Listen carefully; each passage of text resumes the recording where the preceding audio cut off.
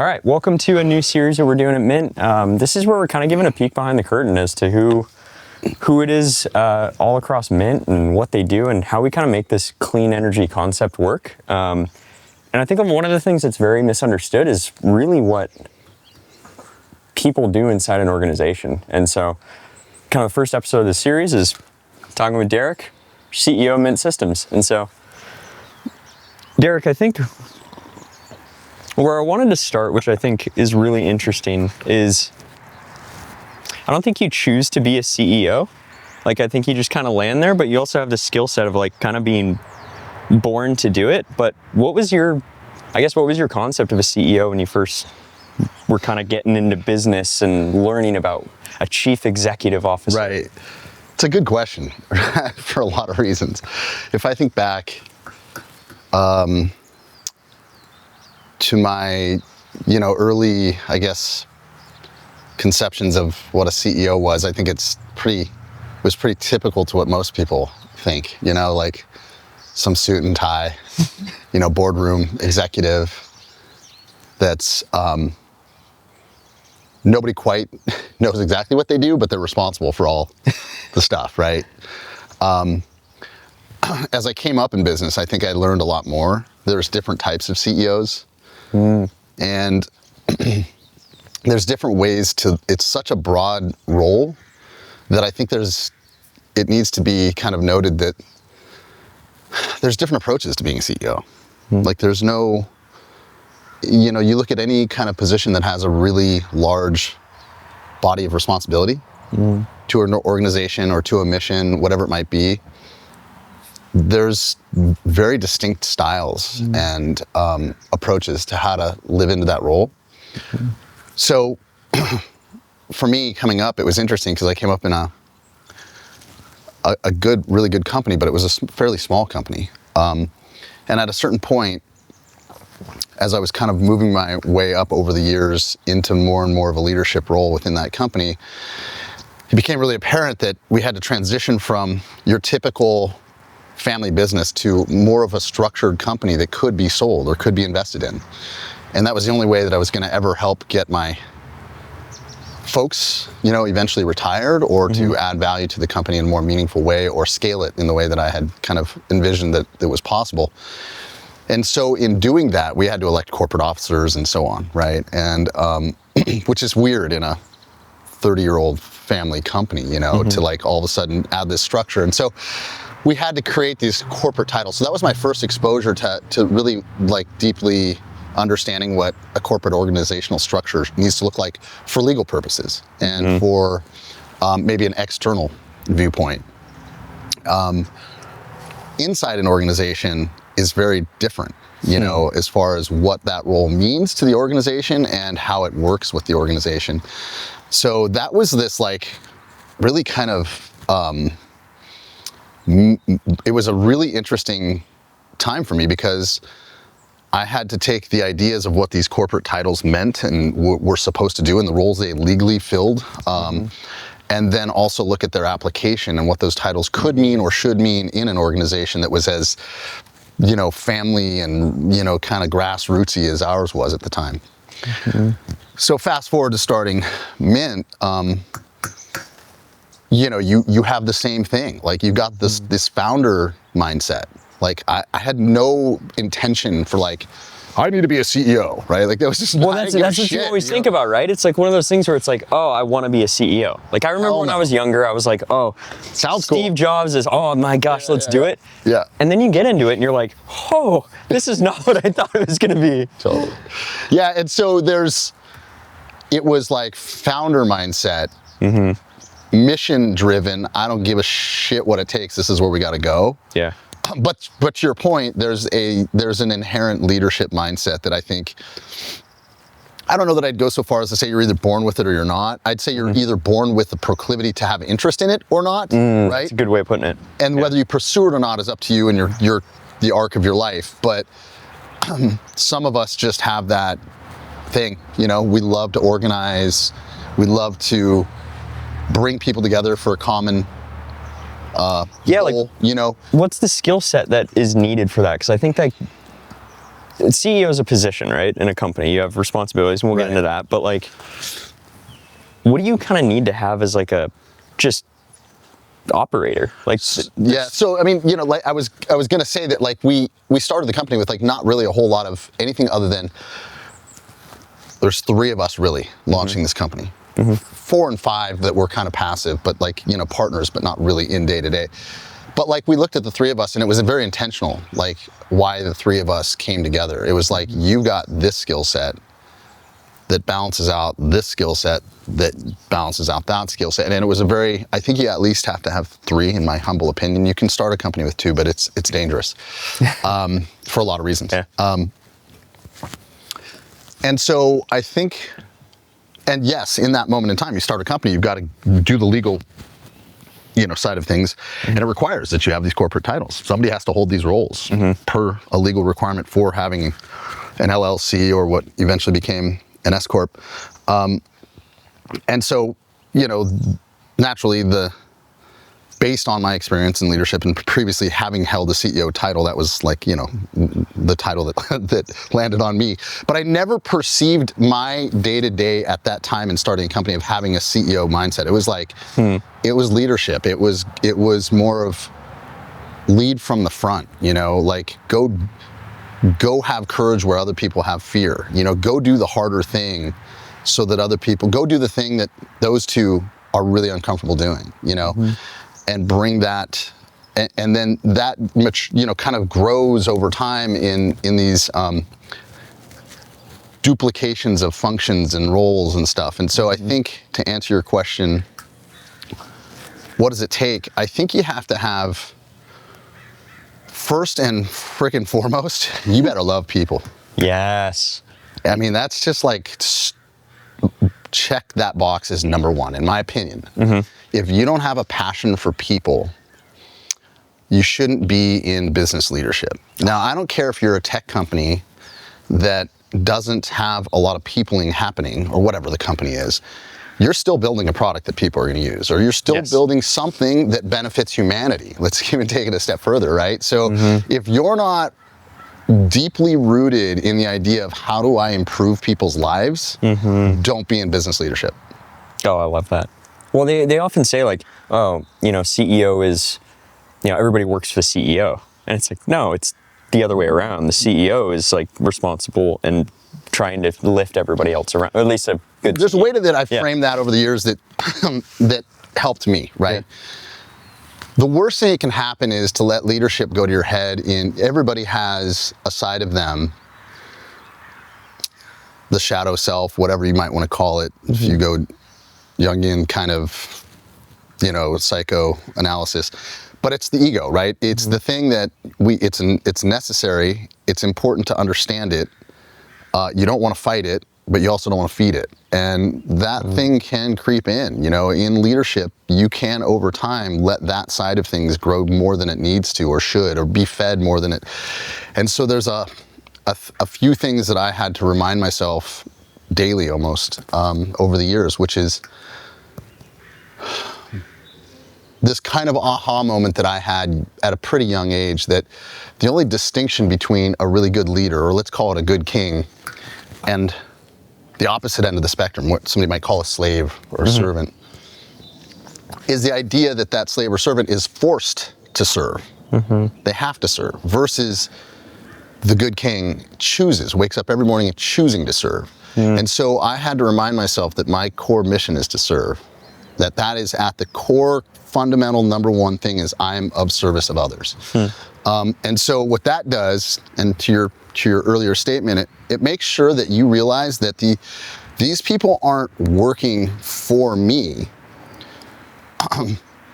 That they're actually helping me achieve the mission that we all agree upon, that I couldn't do without them. And so therefore I need to serve them first and foremost, because without them I fail. And so like they're more important to me or to leadership than they will ever realize or could realize. And so the extrapolation of like, look, I've got a mission that I'm trying to achieve, that I've dedicated my life to, and each and every one of these people was helping me do what I could, like I'm dedicated as an individual. And imagine starting a company. There's 1 or 2, 3 of you or whatever. Like, this is the mission we're going to achieve. You can do that in tiny little bits and pieces. But if you're really trying to achieve this big mission, you got to have, there's no way you can do it all, let's just say, right? So what you do is saving me from having to figure out how to do that, right? Like, I couldn't possibly do what you do or even a part of it, but it's necessary in achieving the mission that now you actually believe in as much as I do, right? So it becomes this thing of like, how do I help you? Because you're actually helping me in that my heart is tied to this mission. You know, my life's work or effort is tied to this mission. So therefore, I have to figure out, I mean, it's really, at the end of the day, it's as simple as just looking at nature and looking at symbiosis and, like, you know, how things are serving each other mutually at all the time. The bees and the flowers, you know, they need each other, right? And they're both those things are serving each other and they're serving us at the same time. You know what I mean? So, like, it's that kind of thing, but that gets really esoteric and, you know, deep or whatever. But the idea is, you have to have a servant's heart if you want to be in leadership, if you want to do it right. Yeah. Right? Like, you can look at Wall Street and all that stuff, and, like, I'm sure that there's millions of examples we've all read about of people that have gone astray, or whether they ever had that kind of mindset. But I can tell you that, like, I wouldn't do it if that wasn't a built-in requirement. Like, it wouldn't appeal to me if it wasn't about always honing that skill set or that part of your existence or your heart or whatever, that is like, how do I serve? Yeah. Like, that literally it's not as much nowadays as it was for many years, but I would literally, part of my morning prayer and meditation was like, universe, show me how I can serve today. Like, how many people can I serve today? And like that, how many people's lives I can impact today is the direct correlation to the value I have in this life, right? So that was like my way of inspiring myself almost, right? To show up for the next big challenge, whatever today brings. Wow. So where does that bridge into, like, CEO?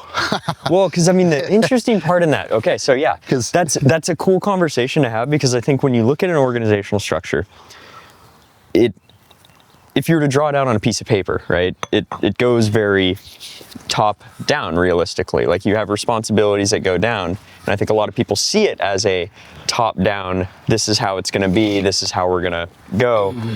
But the most effective organizations that I've realized is it's almost like a circular model. It's the idea that there's not a top down, we're all on this mission, and it doesn't work without every single component coming together. Like, from every single corner of the organization, like, it doesn't work unless there's like a cohesive, I guess, I don't know how you do. It's not two-dimensional, for one. Right. It's not static for two. Yep. There is a way to build an org chart that is, let's just say, stereotypical, that just what it should represent, if it's done right, as layers of responsibility. So in theory, if there's people that have invested in MYNT, and MYNT starts just going off a cliff financially and is going sideways, they're not going to go to the project manager and be like, how did you let that project lose that money, and why did that? They're going to me going, what the fuck's going on? You know what I mean? Yes. So it's just layers of responsibility. Yeah. So at the end of the day, yes, you can put that into what typically looks like a top-down, you know, triangle shape. But to your point, we've spent time, then found it was not really that important to spend time on it as much as to live it, which is, it's more of a nodal network of yes, there's layers of responsibility, but not that those layers are any more meaningful than the next. It's just that one might be broader. One might have responsibility over 3 or 4 people's responsibility, and one might be responsible for 2 people's responsibility. So at the end of the day, CEO, I think, represents 3 primary things: the actual responsibility of the health and vitality of the organization as a human organism. 2, maintaining a culture that is, my humble opinion, I'm sure somebody will tell me I'm wrong, that is like the 3 most important things, which is, are we inspiring people? Are we empowering people? And are we supporting people? If you can inspire, empower, and support, you can do anything. And so that's the internal focus. And then the external focus is, where does this company, this organization, this mindset, this group, this culture have its biggest impact in the world that is both serving the world in the best way, but also serving itself at the same time so it can continue to grow and serve the world in that way. So that, call it mission, vision and mission. How do you make those sound decisions? like there's just three big things for the CEO? No, that extrapolates into like millions of things. Yeah, like it keeps, and one, how do you make those decisions? Because I mean, especially, this is what I want to talk about sometimes growth, because when it's 3, it's really easy to be like, all right, this is the mission. When it's 20, 30, 40, 50, more, making sure that culture and that mission, the empowering, like that becomes important, more important, arguably, but also harder. And so like, how do you think about the scaling side? Because that part is, I think that's the thing that nobody talks about when it comes to like how to manage a company, how to run a company, being a CEO. Like they're like, oh, scaling growth, and like we just get through it. But like, how do you make those decisions when you're like, we have to go one or the other and turn the ship? Because that I think is hard. Yeah. I can tell you how I do it. Yeah, exactly. Which I don't know if the Harvard Business School approves this approach. But the same way that I had to look carefully when we started the company, I don't remember where I read this or how it came to be present in my like awareness. The idea that there's really only 2 business models. There's really only 2 business mindsets in business. One is the creative and one is the competitive. Mm-hmm. The creative mindset is it's coming from an abundance standpoint, saying there's more than enough of what we do to go around. How do we work with the ecosystem of other companies? How do we fall in love with our competitors? And how do we just carve our own path? Meaning there is no competitors really. They're just other companies with great, intention like we have. And how do we all go build a bigger, pie as opposed bake a bigger pie as opposed to fighting over slices of a limited one. And the other mindset is competitive, right? And there's a lot of companies out there that you can tell the clear distinction. Mm-hmm.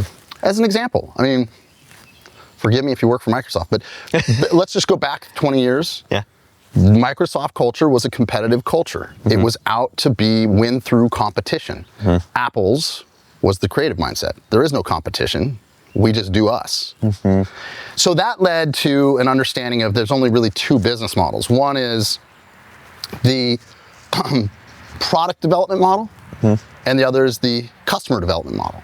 And there's nuance here, right? The product development model says we think we've figured out what the world needs. We're gonna go in our basement, our lab, and we're gonna go spend as long as it takes and as much money as it takes and hire as many people as it takes to build that product that we believe the world needs.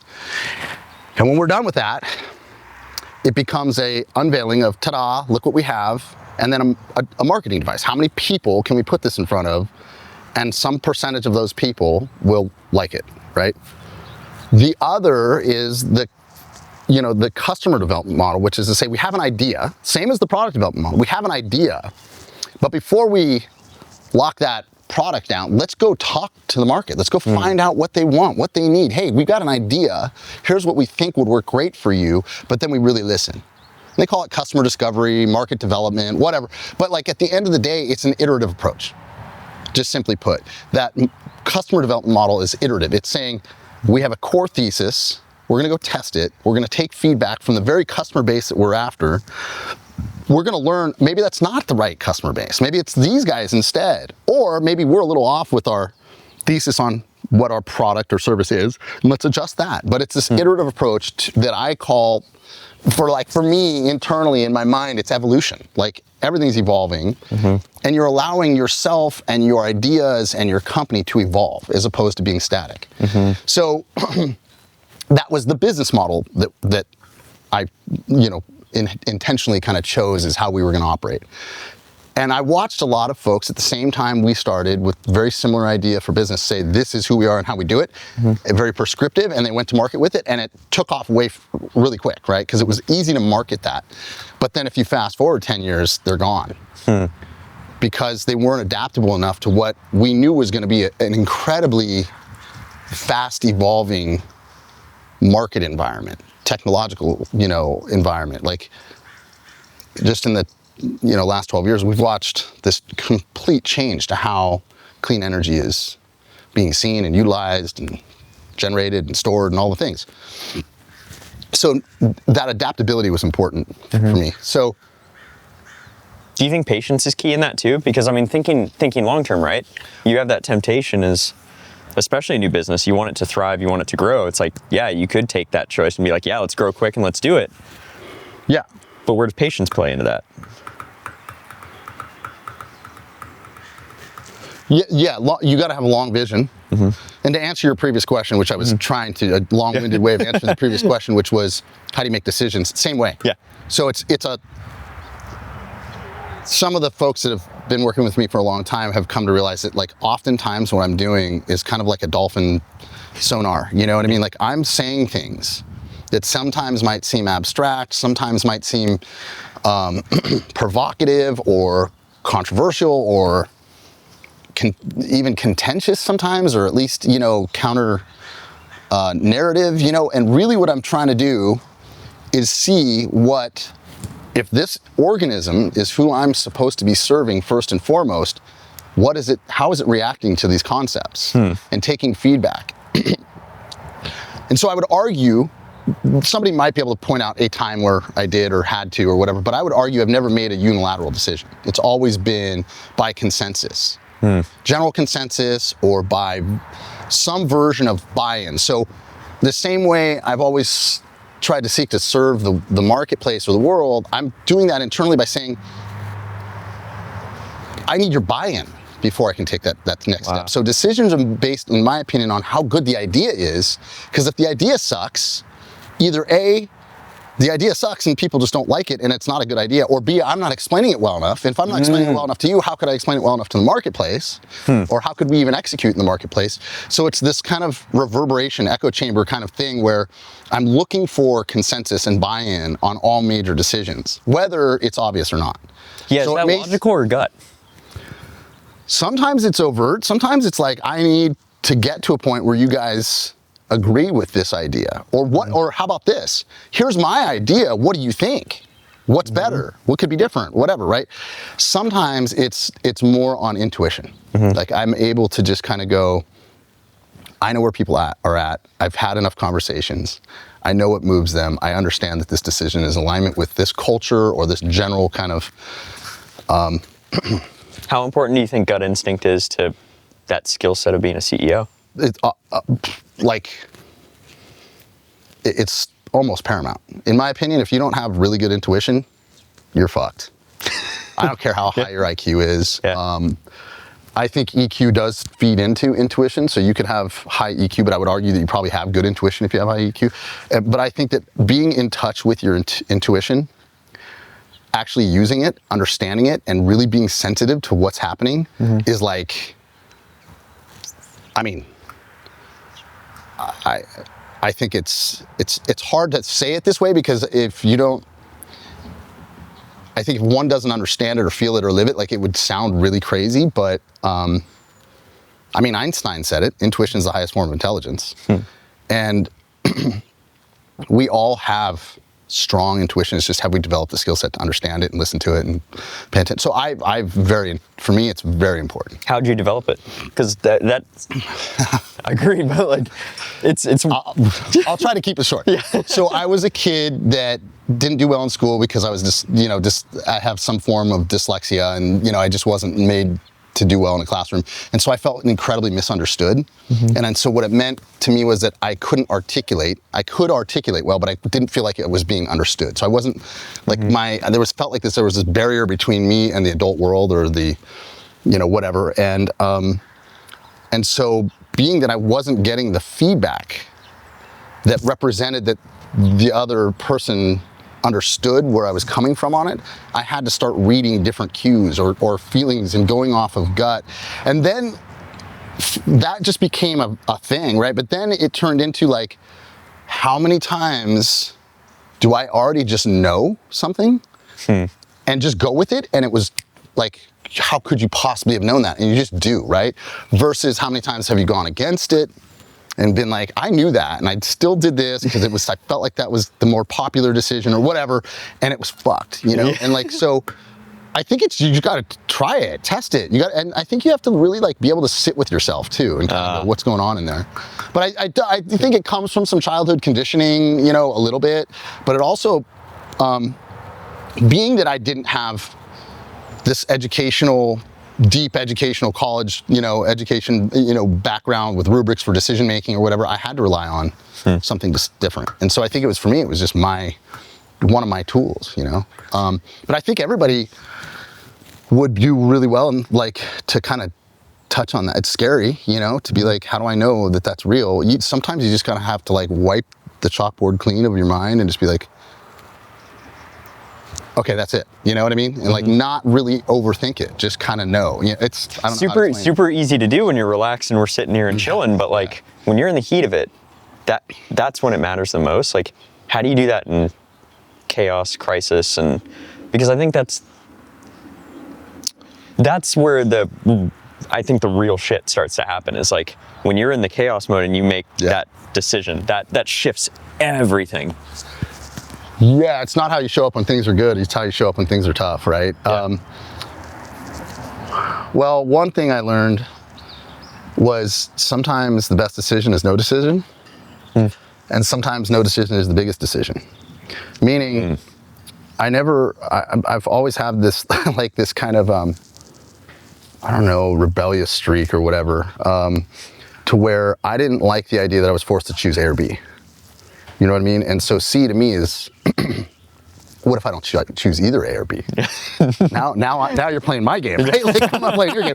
So like, yeah, I mean, it's better than that. But like the idea is, in the moments of crisis, we tend to go fight or flight. You know, some of our creative thinking, right hemisphere kind of shuts down a little bit. You go super ultra logical. Survival mode. Yeah. And so there's a lot of things that happen when you get into fight or flight, and there's levels to fight or flight, but that kind of fear-based thinking can lead you to see only an A or B. It becomes very binary. And I think that's something that I've learned to say, this is not a time to make a decision, because I'm not seeing all the potential decisions. I'm only seeing A or B, and then what does it take for me to get out of that fight or flight mode, or get us out of that fear-based kind of mindset, and look at the bigger landscape and say, what if it's not A or B? What if it's A and B? What if there's a C that we're not paying attention to? What if we think we have to make a decision? We don't have to make a decision. And so that's, I think, important. Then I think the other kind of rubric in there is like, which decision leads to the core of who we are more accurately? Like, which decision is more rooted in love? Which decision has the broader benefit to the most people, right? So you can start kind of going through that, a little bit of a, you know, a logic tree. So is that what plays into being, I guess, figuring your own shit out first? Because I think like knowing where you want to go and what the mission is, and like that's kind of like your rock to kind of go back to when shit hits fan. You're like, why am I doing this? It's a good point. Yeah, I'm doing it that way, and then it kind of guides. Yeah. You know, legacy. I didn't realize this early in my leadership, but I've come to realize that having some loose grip on this idea of legacy really helps lead well or make good decisions. Meaning, when somebody's talking about this moment in time when I'm long gone, what would they say about it? Yeah. Or from a historical perspective, was that a good decision? Or what would I want my kids to think about this, you know? And so what legacy are you leaving is interesting, because it tends to take this immediate need for whatever is going on emotionally. Like, sometimes it's like, I need to feel more power. We need more power in this situation. Those people are trying to take our power. And so you're going to have a reaction to that. But is your reaction to that, if you look back 10 years from now, would you say that was a good decision, whatever you decided from that emotional state? Or would you want to look back and go, no, you really took a fair position, even though you were being challenged in whatever? Like that historical perspective, or imagining that there's you're writing a story that somebody will someday read, changes things a little bit. So I think that helps too. I mean, for a CEO, I mean, I think a lot of the time they're confused about what truly a CEO does in a day. Like, for example, you'll be walking back and forth, office to office, talking to people, and it's like, what's he doing? Like, and there's always, regardless whether the company's good or bad, there's fires to put out at any, like, you're realistically a firefighter in a certain way, which, again, a side story of that one. Yeah. But like, you're always kind of trying to solve problems. Yeah. And I think most of the binary nature of problem solving, like most people see, like, oh, you have a decision, make a decision. You have a decision, make a decision. But you're kind of still having to live in this space where you're having to think about all the impacts all at once. Like, how does it cascade through the broader vision, the person that, like, so it's not as quick as, like, because, like, I remember when I first started, it was like, you can just make a decision, right? Let's go this way. And then you start growing more and you're like, whoa, each one of these decisions has such a bigger effect. And so how does that play for you? Yeah, I mean, that you're touching on, like, I think, and I haven't talked to a lot of CEOs in depth, right? Like, I don't know. I've read plenty of books and stuff, but, like, nothing that I remember being in this, talking about this one thing here, which is, I think, a requirement or something. It's probably a skill that can be developed, but it's something that's important to you have to have, is the ability to go macro, micro instantaneously. And the ability to map thousands of data points, simultaneously synthesize that into give it meaning, right? So to your point, in the big picture, what's really going on for me on a day-to-day basis is, here's where I believe we should go, and based on doing that kind of mapping of the ecosystem of the marketplace. Where is the marketplace moving? Where are capital sources going? What's technology doing? What's going to be important 2 years from now? I've got to understand what's happening currently that's going to inform me about where things are going to be 3, 4, 5 years from now, right? So you can read all the headlines about data centers, and you can read all the headlines about how people aren't getting enough power to their sites and blah, blah, blah, and what technologies are being developed. I have to synthesize that into something that has meaning, that informs me of where will we have the greatest market fit 3 years from now. And what is this current environment telling me about the future? And so you have to be able to kind of be a fortune teller to some extent, right? Read the tea leaves of this current environment of the world. Everything from what is one of the biggest movers out there is, what is the investment dollars looking for? What are they after? What can you read about what Wall Street or the big capital, what are they doing? Where are they paying attention? Where are they placing their money? And typically they're a little bit ahead, right? They're betting on a future. So that's informative to where things might be going. Then you look at the problems. What are the giant problems that nobody's quite figured out how to solve right now? What does that all compiled into one mean, right? And it could be everything from, okay, we have geopolitical conflict at a new scale, maybe not a new scale, but a more present, really, really scary scale. What are we fighting over, right? What are the resources at play? Who's now going to have control over those resources? How are those resources changing from what the old resources used to be? What are we fighting over now that we used to be fighting over then? What does that mean? What is the core function of dollars, capital deployment, versus what are we fighting over, versus what are the challenges in our day-to-day society? In a first world country, even a second and third world country, what does it all mean, right? And so that's a lot of where I spend time, right, is trying to understand that. And typically, that'll lead me to have a clear picture of where I think things need to be or are going to get to, regardless of our participation or not, but how can we get ahead of it and lead that in some way? And then you got to hop into the micro. Yeah, and in our space, I'm not saying we need to go figure out how to do what, Palantir's doing. It's more like within the energy space, but how does it fit into all that, right? Then instantaneously you have to say, okay, what part of that vision of what I think this company needs to be, could be, what would it have its highest, best use purpose in the marketplace? And then look back internally and go, what ingredients do we already have? What ingredients do we need? What shifts need to be happening in order to be able to meet that trajectory? What parts of the company are scalable, which parts are not, which mini ecosystems, teams, whatever team dynamics, interpersonal dynamics are working well for that mission, which ones aren't.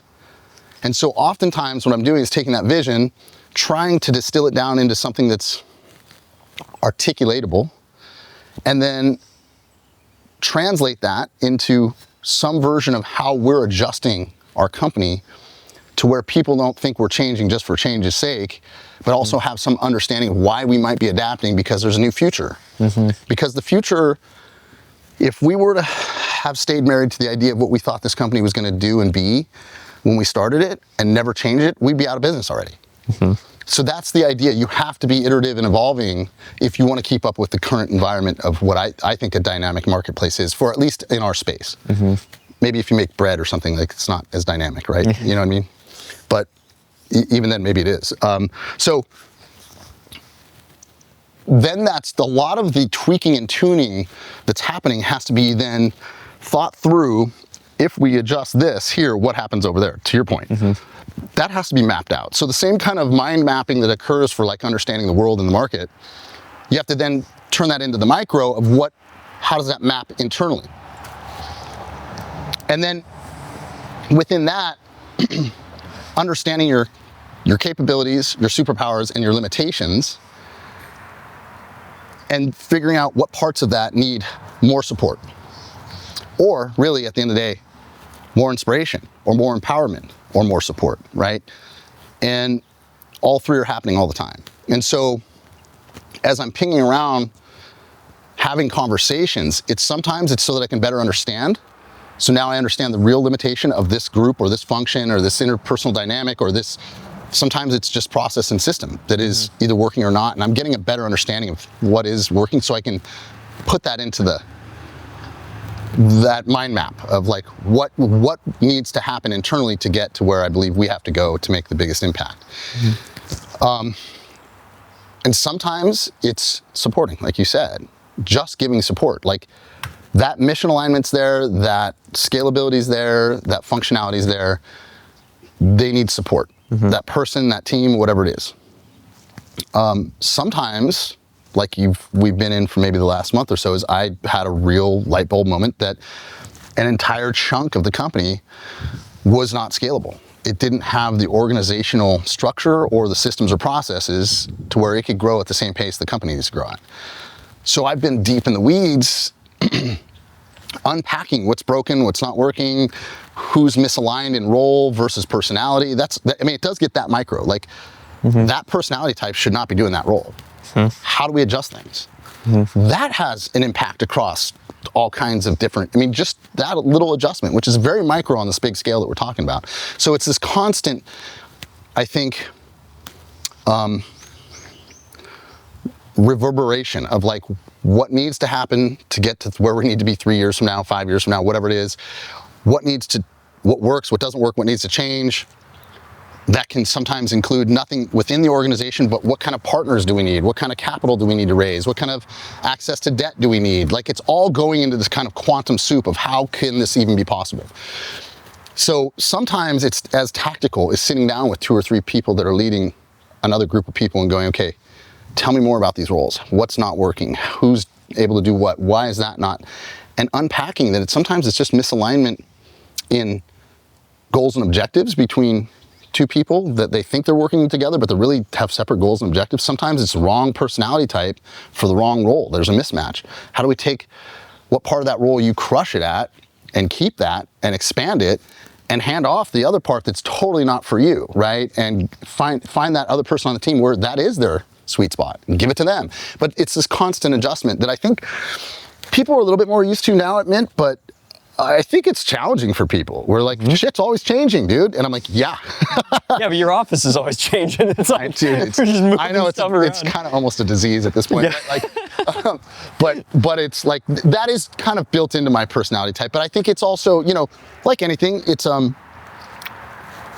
your greatest asset can also be your greatest downfall. Like, you know, you got to balance that. There's two sides to the sword, you know, and so you got to know that about yourself. You mentioned personality types quite a few times. And I find that really interesting because I think a lot of people and a lot of CEOs, when they're filling positions for their organization, they're looking for what needs to be done. Yeah. Not necessarily how that needs to be done. Like, there's like, can the person do it? Okay, cool. Yeah. Do they kind of fit in the culture? Okay, cool. Yeah. Why is personality so important in any role? Because especially if you're really talented, there's a lot of things you could do. It's like, oh, I could do that, I could do that, I could, and actually do it well, and maybe even better than a lot of other people. But is it your...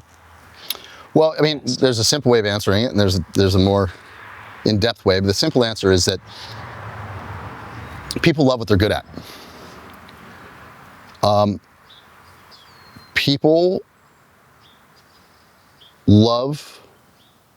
We are all born with this idea that we love to do things, we love to be good at stuff. We love to, it feels good to feel effective. And feeling effective means you're making a difference. So that now gives you meaning, right? And purpose. So like, when I say personality, I'm saying how many of the 6 basic human needs are we meeting for that person in that role? Because if you're meeting 4 or 5 out of 6, that person's gonna freaking hit home runs all day. Yeah. And they're gonna be happy doing it. So you're gonna go, how the hell are you such a badass? And meanwhile, you're happy. Because most of the time we think of badassery as like, you gotta be in the grind, you gotta be killing yourself and like miserable, like to be really badass. That's the Silicon Valley mindset, right? And I'm like, no, dude, real badassery is like, it's like Muhammad Ali when he was in his prime. You know what I mean? It's like Babe Ruth stepping up to the plate. Like, you could say that they really had to just grind. Yeah, man, they put in the work, but dude, they loved every second of it because they were in their zone, right? So for me, personality role match is about trying to put people in the zone where Jackie, our senior PM, is texting me last night at 7:30 going, dude, imagine if it was wintertime. I'd be here like 3 hours after the sun went down. Yeah. And that would be pretty weird. And I'm like, dude, tell me about it. I don't love those days where I'm there when it's dark. Get there when it's dark and leave when it's dark. And she's like, no, I'm just saying I'm super grateful that it's super sunny outside. So that like made this like, and I'm like, dude, I'm sorry that you're having to work so hard. Like, go home. And she's like, no, I love what I do. I'm having fun. That's what she wrote me. Wow. After a, what is it, 12-hour day, 11-hour day, whatever it was. And that's somebody who's got a personality role fit match. Crushing, hitting home runs, changing the face of the company on a day-to-day basis is freaking fun for her. Sure, there's hard times. Sure, there's days that suck. But in general, that's her experience, right? So to me, it starts with caring more about people than profit. It starts caring more about people than growth. And the only reason to grow is so you can serve more people. End of story. It's not to grow to make more profit, forsaking the people. So when you have people first mindset as your culture, then it's about, yeah, dude, we need these roles to all kick ass and hit home runs all day. But guess what? Not if people aren't loving it while they're doing it. And so a lot of what I'm also doing on that ping-ponging around the office and having these mini conversations is taking a gauge of where people are at. What do they love? What do they hate? What's going on for them? And helping them either reframe. Sometimes it's just a simple reframe in the moment that gets them, and that's that kind of inspire thing. And then that can lead into empowering them to like take ownership in how to make their own experience better. They have to own that, right? Like, or speak up, or whatever it is. And so that gets into the empowerment and support side of it. But sometimes it starts with a reframe that can be inspiring to like, oh shoot, I didn't think about it that way. Or, oh yeah, I didn't realize I could just take this thing that's driving me crazy and hand it to that person who loves that shit. Yeah. You know what I mean? Like, I hadn't even thought of that. So, but it's a cultural business mindset, I think, that's people first, that says, I want people to be lights out, like freaky effective, to where the company is efficient, meaning you can do more with less, but while at the same time cultivating joy and happiness for those people, where those 6 basic human needs are being met purpose, meaning, security, you know, like these things that like all need to be met for most human beings. Like we need a certain amount of that to be occurring in all of our experience, and business is not separate from life. It's just a phase of life, right? It's a part of life. It's not separate from it. And so the goal needs to be like, how do we keep people inspired and happy? And I think anybody that crushes what they do, there's joy in that. You know what I mean? Yeah. So if you got somebody that no matter how hard they work, they're probably never going to crush it at that thing they're doing. That's a jail sentence. Yeah. Now you can again reframe things to where you can attach a new mindset of what is the goal in what it is that I do, and attach that to something that gives them purpose and meaning, where they can get that out of the thing they're currently doing that maybe they weren't before. But sometimes it's literally like, you shouldn't be doing that. Yeah. You know what I mean? Like if you put me in a spreadsheets all day environment, I could probably get pretty good at it. Yeah. But there wouldn't be joy in it for me. You Yeah. know what I mean? And so I'd be on the clock for how long before I quit. Yeah. And that's another part of this, right? People never want to leave what makes them feel fulfilled and happy and inspired. People quit jobs where they're not getting that, right? Yeah. So that's what that like kind of always shuffling things around and moving things around is. For me, it's very much just a constant checking all the cells in the organism. How healthy is everything? Like what's going on? And then packaging that up into, if this change happens, what needs to happen over here? What needs to happen over here? And like you said, there's this map of like all these things that need to happen just for this one little thing to adjust. And that's kind of that macro micro happening all the time. So that is a pretty large chunk of my time is that, you know, is that contemplation, that kind of macro, big, like real macro, marketplace, world events, like all, you know, technology. What's the future of this company? Where do we have the biggest impact?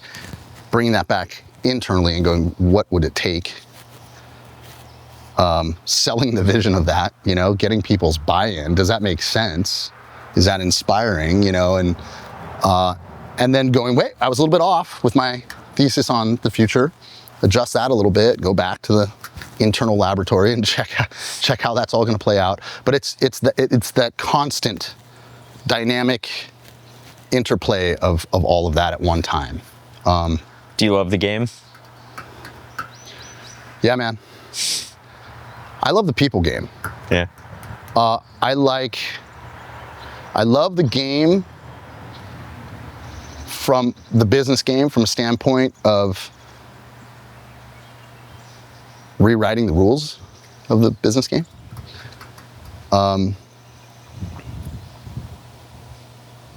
Yeah, I mean, I wouldn't do it if I didn't love it. And you know, as I get later in my career, I think about what does it look like to not be doing it, and I'm like, I don't know that what else would I be doing? Yeah, I used to say that shit. Yeah. I'd be like, you fucking guy's like, you know, he's 68 years old. Why the fuck is he still doing it? You know, and now I'm starting to understand that a little bit more. What else am I gonna do? Sit here and like, you know, watch the birds and shit. Yeah, great, but that's only cool for a minute, you know? Not to say that you can't move into other phases of your career, but yeah. Just for you though. I don't know. I think I'm completely committed to and in love with positive paradigm shift for the world and for people. And business is the framework in which I get to play in that. I think there's a sense of fulfillment. You know, it's like that. If you're aligned in your purpose, you know what you want to do, you have the right skill. Like when those things come together, you're just chipping away at it every day because you love it. It's like more fulfillment comes from more service in your case. Totally. It's like that. Why would you want to stop that? It's like if you weren't running Mint, you'd probably be out on a serving other people or some shit. Yeah, exactly. Yeah. No, I mean, I'd probably start some new other thing. Yeah. No, I know. It's and that's a whole other conversation about how the new other thing can just be woven into the existing thing. It doesn't need to be a separate thing. Yeah. Because I've explored concepts around other other potential business strategies and ideas that I think typically would be seen as a new company or a different company. And then after a while, I go, wait, why wouldn't that just kind of get rolled in and scratch that itch in a way that are in this already existing machine and, that is Mint, which makes the company more dynamic. If you ask Jackie, she's gonna be like, yeah, and it changes things when you do that. And so I'm getting more sensitive to how to pick a core path that can touch on some of these other elements that I think are important in business without having to really pivot or adjust things too much. And so that's interesting to have refined that process over time. Years ago would be like, yeah, that's a whole other thing we got to create. And now it's more of like, nope, that's a thing we get to play in, doing what we do, commercial real estate, whatever. The other thing a CEO really has to do is make decisions, as you said. Even if you go get consensus, even if you go get buy-in, even if you're not making a unilateral decision, somebody still has to make the decision and own that decision, own the outcome of that decision, I should say, right? So, meaning somebody has to be willing to be, okay, this is the decision we are making, but really like putting a stamp on it and own that and own that decision and all that comes along with it. And so you have to have the fortitude to live into the experience of not having that been the best decision, and or how to take a bad decision and turn it into a good outcome regardless, which is typically what we do. And there's very few, I would say, bad decisions, but decisions that could have been better, you still have to massage that thing into a good outcome. I mean, nobody bats 100%. Right, you can't know all the things. And so I think there's a certain amount of, to be in this role, you have to be okay, A, sometimes being unpopular, B, sometimes challenging status quo, or a lot of the time. C, literally being willing to have I'm the one in the guillotine if this thing, like that's the reality. And I don't know if that's a rare personality type or not, or if it's a thing that's developed over time, a skill set, but I'm totally okay with that. And one thing I'm totally okay with is having to make big decisions with little information. What happens to most is they try to collect as much information as possible to make a decision. An informed decision, informed decision, but by the time they get all the information, it's cloudy now, or enough time has passed where the decision is less effective. Sometimes a decision has a time quotient to it, meaning not always, again, does being quick decision making the best thing. Sometimes no decision is the best decision, right? But a lot of times, time is a part of whether or not a good decision is actually a good decision or not. Is timing or time, how much time is passing to make that decision. So I think you have to be willing, or maybe capable of, synthesizing the known factors and placing enough value on the factors that you have. There may be only 3 instead of 300 factors that you get to contemplate to make this decision, and you've got to then have the intuition. And be willing to bet your life, your career, your friends and family's livelihood on that fucking decision that you're making with very little information. I'm totally okay in that space. I'm totally okay. Were you always? Because I think going all in on like that with chips, I mean that. I hate to say it, but yeah. I kind of hate to say that it was. I think I've gotten better at trusting it. Yeah. But see, when I was younger, there was less consequence to it, other than my own personal peril, right? But I think I've always been okay with. There's something up in that tree, huh? Yeah. What do you go get him? Go get the squirrel. Go get him. I think you are, to some extent, kind of born with that personality type. Yeah. We do all these personality tests, and try to understand people at a deeper level, what their drivers are, how they operate in certain situations, how they communicate, how they like to learn, whatever, all those things.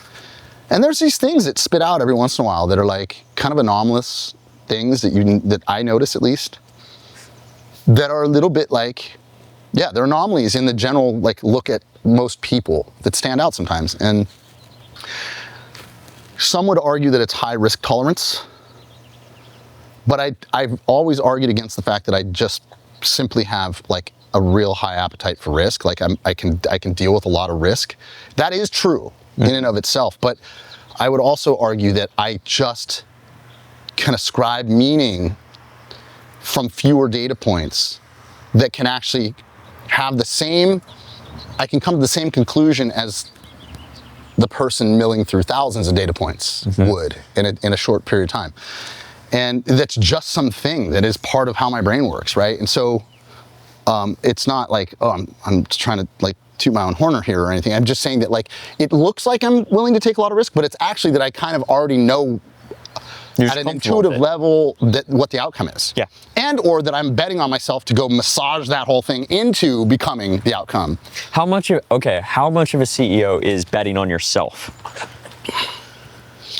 Because do you ever question yourself like yes, you got to be okay with the decision, but do you ever question like, fuck, am I the right person? Is that the right decision? Yeah. No, yeah. Well, shit. Yeah. I mean, if you're not questioning, am I good enough for this every so often, you're probably fucking high on your own supply, dude. Yeah. You know what I mean? Yep. Like, I went through that a couple years ago where I was like, I don't think I'm equipped or the right type of leader for what this company needs for the next 5 years. And I went through that and I was like, okay, what does it look like to bring somebody else in for this role? And I'm like, oh, that's scary, right? What does it look like to promote within, to kind of build around that and create a new version of this, role, right? And then it took me a while because I was in a really rough state, mentally at the time, but it took me a while to wait, what does it look like for you to become that? What would it take? What would you have to do to actually become the guy that you think is the guy that this company needs moving forward? That's what I ended up landing on, which was like, it was hidden in plain sight. Like, the best choice is me, just different. Yeah, but that's a scary one, right? Like, there are different CEOs. There's crisis CEOs, there's growth CEOs, there's public company CEOs. There's three phases of it. Like, you asked a good question, and I don't want to miss this point. Yeah. You have to bet on yourself early days. Yep. You're betting on you, man. You're betting your family's livelihood, your future, your reputation, everything you can think of, your own personal net worth or credit, is all going in the pot. You're betting on you, dude. I got to go execute. That evolves though into not betting on yourself as much as believing in yourself. So then you got to evolve the betting on yourself to believing in yourself. I believe that I can do this. I'm going to believe in me. I'm going to keep I'm going to keep inspiring myself the same way I want to inspire others so that I can believe in myself. And then it evolves to where I'm at now, which is trusting yourself. So it goes through betting on yourself to believing in yourself to trusting in yourself and trusting that you have amassed enough experience, that you do have the wisdom, that you do have the global context, that you do have the servant's heart, that at your core, if you just take a deep breath sometimes, that you can actually trust yourself in being able to execute. So I think if you're not evolving the same way I believe the companies need to evolve, the same way the market's going to evolve no matter what, you're gonna become a shitty CEO, or the board's gonna fire you, or your team's gonna hate you, or whatever. Something's gonna happen if you're not willing to evolve along with things. And that inner work is brutal. Yeah, I was gonna say, you have to I don't want to say leave a part of yourself behind, but you really are it's a jump off the cliff moment where you're like, all right, this is who I have to become now, and let's chip away at it. Yeah. It for me was almost internally, existential crisis, complete shattering of who I think I am no longer is real. It was Now I also believe that nothing's ever lost, only gained. You bring every experience with you has some value. Yeah. And so it was a little bit but truly having to recognize in that moment, okay, this company is directly correlative to my own personal self-worth. I got to decouple that first and foremost, right? When you start questioning, am I good enough? You then have to go, okay, what parts of me are actually asking that question? What parts of me actually are being reactive or defending that question against that question, right? And then moving into more of a okay, what if I already am it? I'm not accessing it. And that's really what it kind of boiled down to me. It's it's already all there. I'm just not accessing the right parts of myself. I'm still hung up on some old shit. And that's therapy. And that's meditation. And that's lots of dark nights of the soul, you know what I mean? Yeah. Like, you got to be willing to do that. I think if you want to be in leadership and you want to continue to be good at it, you got to be willing to go through some of that shit. How do you do that when you're a CEO? You kind of got to keep your shit together, right? You're steering a ship. You're maintaining, like, I don't want to say the status quo, but like the concept of like, yeah, we're heading this direction, but like internally you could be like, oh fuck, am I the person for this? Like, I know the company can keep going, but I have to like, how do you navigate that part? Is it transparency? We're like, dude, I'm going through some crazy shit right now. Is it? Depends. Things are good. And then you like close the door and you're like, holy shit. Totally. Like, Yeah. It depends. Yeah. I think that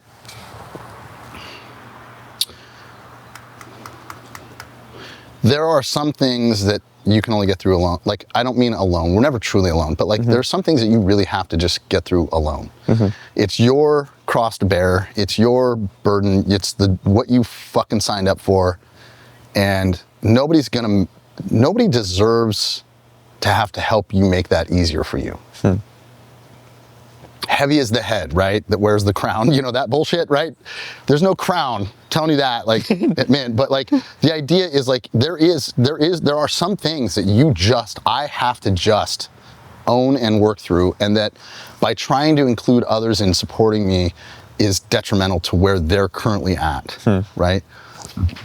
There are other things where you are a fool if you don't include your tight circle of trusted people that know you as well as you know yourself, that love you, that trust you, to give you that real, honest, critical feedback, or to give you that hug when things are tough. And you're a fool if you don't bring those things to those people, right? Where they actually have more of the wisdom in that moment than you possibly could. How do you discern that? I don't know. I think that's a lot of just like trial and error, you know, over time. Of like, oh fuck, I shouldn't have brought that to people, you know, like that's my bullshit, that's my shit to deal with, right? But there's very little of that, honestly. Yeah. I think it also boils down to, I've been doing a lot of thinking, and there's so many books written on it that I don't know that I would ever bother to try, but like, I've been working on kind of a thesis around like some kind of writing around my version of what I think leadership looks like or should look like, or what good leadership is, to maybe help inspire the next generation of leaders, whether that's a book or whatever, I don't know. But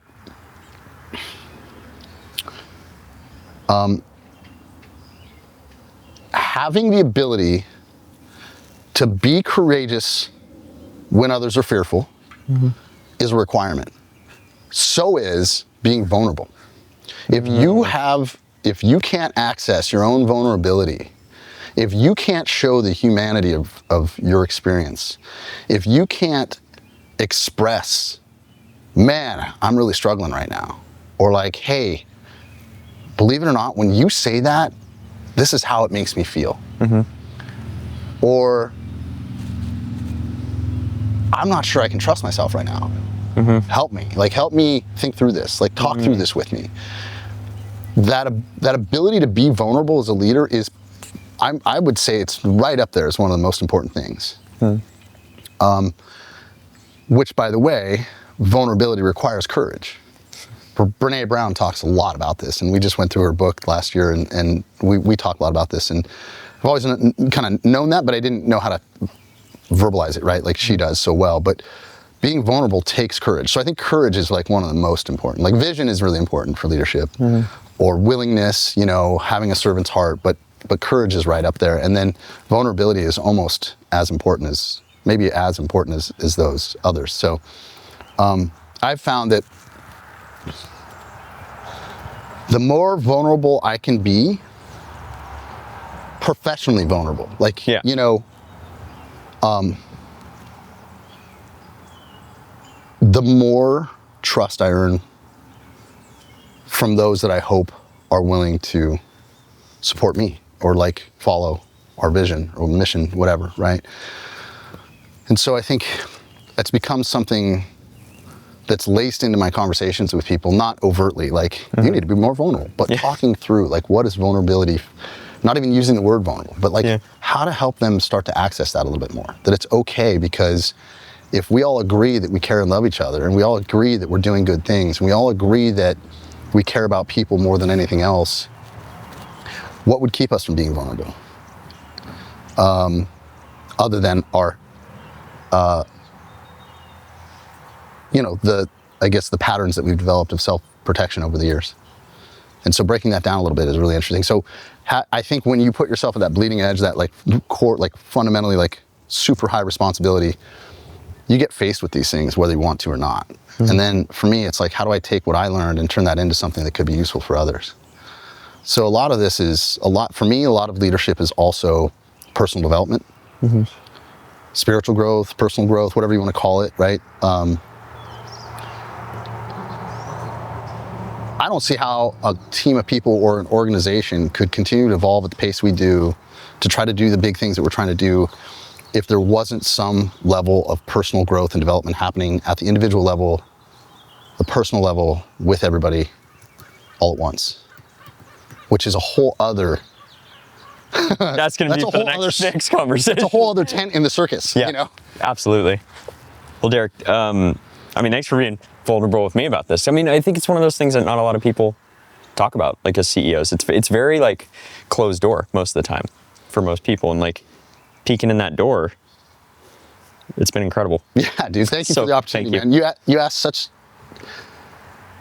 I don't think I would be open to talk about this without having some reservation around how to show up for it, a subject like this, if it wasn't you asking the questions. Well, thank you. There's an art to interviewing that you've mastered that I'd say before we end, I'd want to ask you, like, what is your perception of that role? What has your perception been? What is it now? What I'm curious. It's a really good question. Background for people who don't know, we've known each other for, God, I want to say like 6 or 8 years at this point. You've mentored me a lot. Like when I was running my company before joining MYNT, it was like, you somehow, by the way, talk about caring for humans. What I was working on had absolutely no effect on MYNT. Like, not really. Like, we shot an episode for what I was doing, but like, there wasn't really a day-to-day thing. And yet, I would be reaching some shit. And I'd be like, oh God, who's the guy that would probably kind of be awesome to kind of help me around this? And it's just guy Derek. Yeah. And you're going through building a company and you're taking 2 hours talking to me when you got plenty of other shit to do. And to me, that I always was just blown away at the fact that somebody who was in that position would take the time for me. And so when I joined the organization, it was really interesting because I was like, man, I'm coming in with this experience and this is who I am. And like, I know myself, like I've done this path, like we're good. And it's absolutely insane how much I've changed over a year and a half. Like, it's incredible. And I think we were talking about this the other day, that you've given me the space to be creative. Like that what's so cool is like, what we've been talking about is like, I've been going through that process where like, you check in with me, you're like, hey, is this the right function for what you do? And like, I am good at a lot of things. Like I've been able to figure that out about myself, but then it's what's my highest and best use. Yeah. And like, you really guided me in that of being like, this is your sweet spot. And then also like, because I've been a little bit more entrepreneurial, you're kind of in that like, am I delivering value, right? You always want to deliver value. And we were talking about this and I was like, for the past few months, I feel like I haven't been delivering value because I'm just like in the weeds on something. And the brilliance of it is, you knew I was in the weeds and you're like, let him be, let him be. Because watch what happens when it comes out the other side. Yeah. And like that to me was a light bulb moment of like, one, that taught me about leadership, taught me about myself, but also nobody was going to help me through that. You know, it had to be a step that I had to do of like, wow, am I really capable to kind of take this next step on and of what I do and how I do it and have the confidence to be able to go forward with it. And you come out the other end, you're like, all right. The other end being that I'm looking at you show me something yesterday that's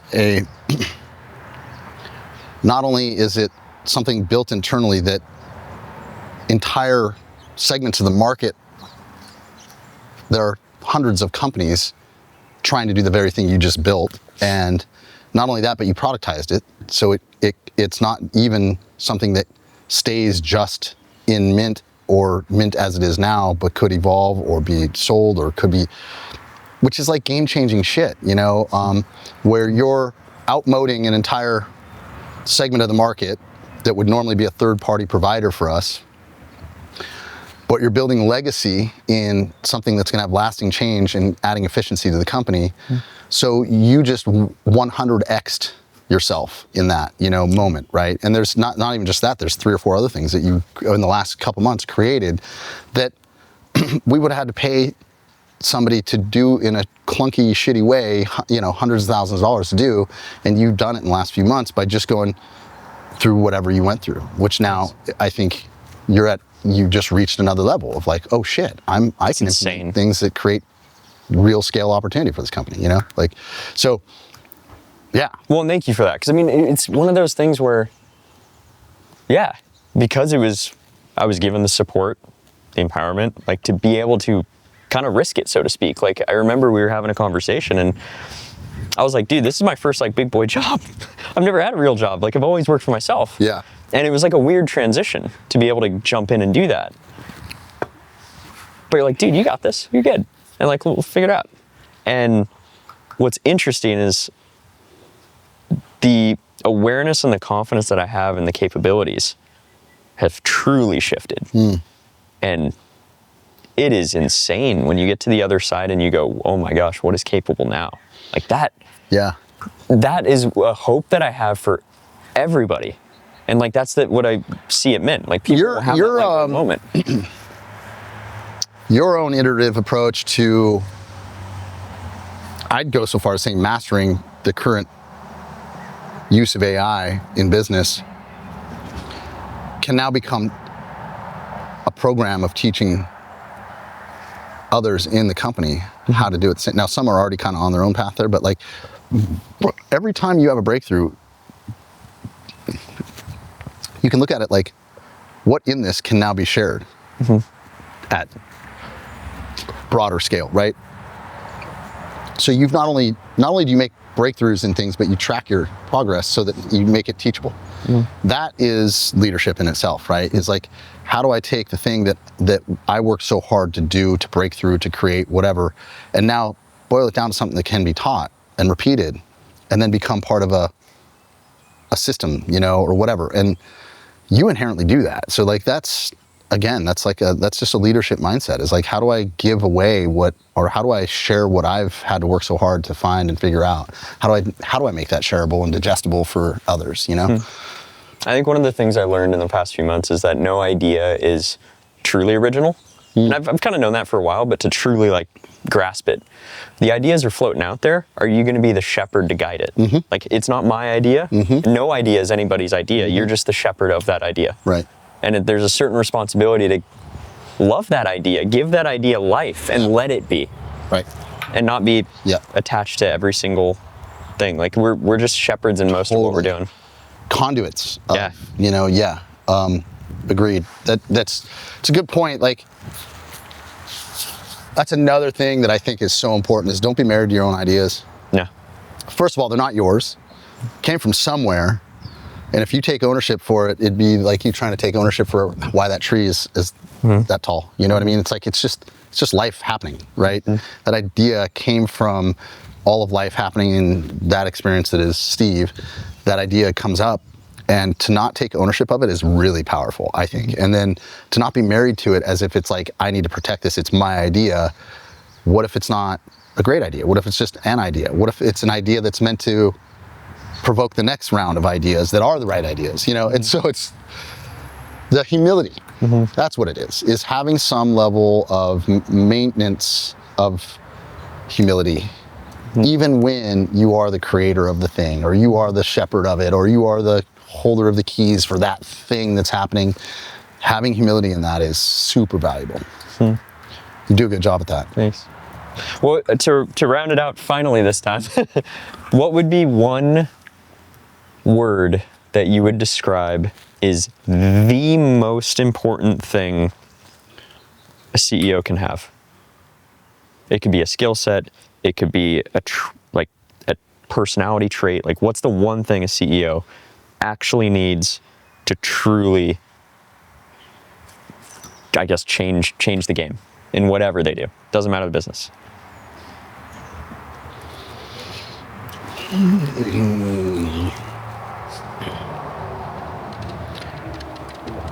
I'm gonna give you two because I think one doesn't, I don't know that it'll land. You have to have love. And when I say love, it's like my version or interpretation of love is just like the verb, like service is the verb tense of the love that I'm talking about. Like, you gotta be passionate, passion, love, like you better love people, you better love, but really that actually is a better said. I think you gotta be inspired. I think you have to be inspired. Like, to me, the number one thing is, are you inspired? And it's a fun exercise to go look at the etymology of that word, you know, and its Latin root, and what inspireto is being the breath of the spirit, you know? Like you know, whatever that can mean to you, but like, and so, I don't know, it's some version of that, but I think it's simply said, I think you have to be inspired. You can't just be showing up. It'll never work. Inspired and inspiring, I guess. That's what I think. But I think inspiration leads to curiosity, leads to putting in the grind, leads to caring more about people than anything else, leads to wanting to create positive change, leads to, you know, I think it kind of starts with being inspired. And to me, like, that's something that I really pay a lot of attention to. If I'm like, if I'm not inspired around something, like, I don't even touch it, because I'm not going to do a good job at it, you know, whatever that is. And let's find somebody that is inspired. If that thing needs to happen, let's figure out who is inspired. Well, that can just be that's the idea floating around. Like, you're not the shepherd for that idea, right? Right. Yeah. Yeah. Cool. Well, that's it for this episode, and until next time. Thanks, brother. All right. Let's figure out, hopefully it recorded the whole time. It did.